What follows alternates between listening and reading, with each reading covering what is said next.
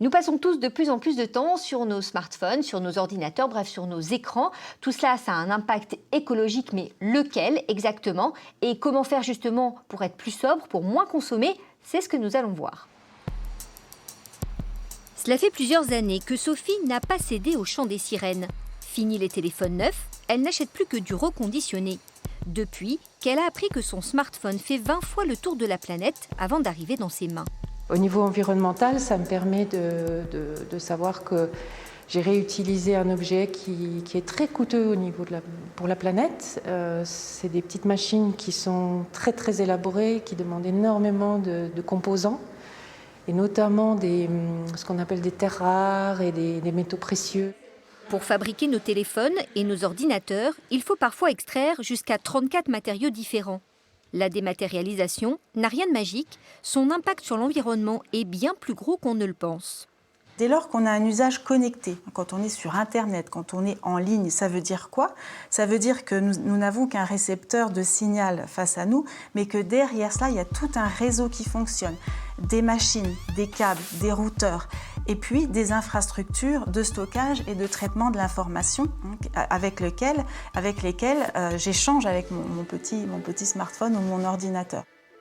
La consommation des réseaux, à elle seule, coûte très cher à la planète. Le visionnage et le transfert de vidéos sont extrêmement gourmands, 10 fois plus que le son.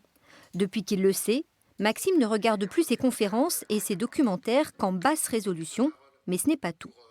Quand je fais un mail et qu'il y a une pièce jointe qui est lourde à transférer, au lieu de mettre la pièce jointe directement dans le mail, je fais un lien de téléchargement.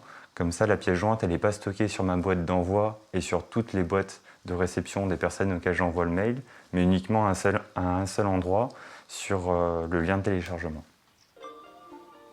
Mais au fait, pour être économe, plutôt 4G ou Wi-Fi? Il vaut mieux être en Wi-Fi, clairement. L'utilisation des réseaux mobiles est plus énergivore que d'être en Wi-Fi chez soi. Je vais partager mon écran et ce sera bien si vous pouvez couper votre micro et votre caméra pour économiser l'énergie et économiser la bande passante, comme on dit. On ne peut pas continuer d'augmenter la consommation d'énergie puisqu'on sait que le numérique, doit être 9% par an. Donc on va doubler, en 2030, on aura doublé la consommation d'énergie avec le numérique. Alors qu'on est en ce moment en train de chercher toutes les économies d'énergie possibles pour le climat.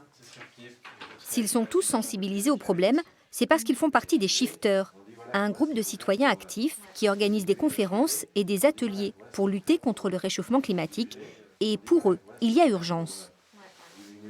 La part du numérique dans les émissions mondiales de gaz à effet de serre, on l'estime à 3,5%, ce qui est comparable à l'aviation, au transport aérien civil. Voilà, donc, de la même façon qu'on estime qu'il faut s'occuper de nos transports en avion, bien, il est urgent de s'occuper du numérique.